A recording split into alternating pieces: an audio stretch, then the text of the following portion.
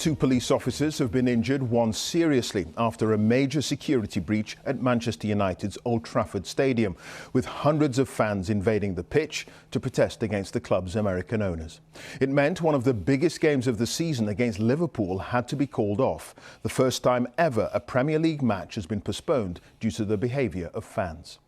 Outside the ground, supporters faced off against the police, claiming the Glazer family, which bought the club in 2005, has piled up debts and betrayed the fans by signing up to the now defunct European Super League. Our sports correspondent Joe Wilson reports on the dramatic scenes at Old Trafford.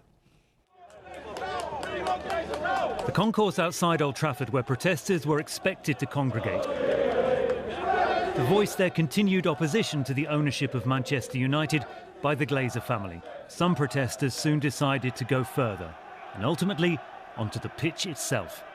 This was the scene at one of the most famous football grounds in the world, that revered Manchester United pitch, the place of stirring feats of football, occupied. As clashes continued, police reported 2 injuries to officers, one slashed in the face by a broken bottle. Meanwhile, some of those who'd stayed peacefully outside were leaving. As we're speaking outside the ground, there are lots of fans actually on the pitch. I mean, what? Yeah, got through. What do you think about that? It's a frustrating thing, because obviously, as fans, we want the best for our club. It's been from when we were young, watched it. It's been magical, you know, history that we've had, and people get so annoyed with it. Do you think the Glazers will be watching? I hope they are.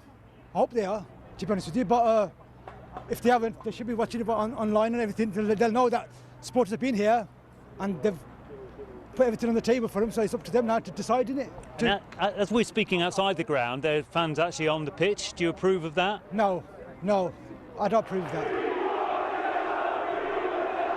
Well, they stayed. There was a match due to be played here, a match with direct implications for the outcome of the Premier League, supposed to happen here. With protests continuing inside Old Trafford and also at the Manchester United team hotel, there was no way the game itself against Liverpool could be played. Today, the Reds were stopped. So will it change anything? The direct response from the Premier League was a statement. Fans have many channels by which to make their views known, but the actions of a minority seen today have no justification, it read. Well, for 16 years, supporters have opposed the Glazers. For 16 years, they've believed the family is taking money out of their club.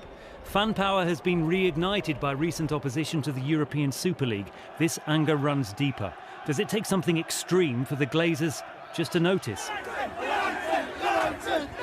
The pitch invaders, widely condemned, don't represent all Manchester United supporters, far from it. But the landscape of English football has changed. And these are the images viewed across the Premier League's global marketplace. Joe Wilson, BBC News in Manchester.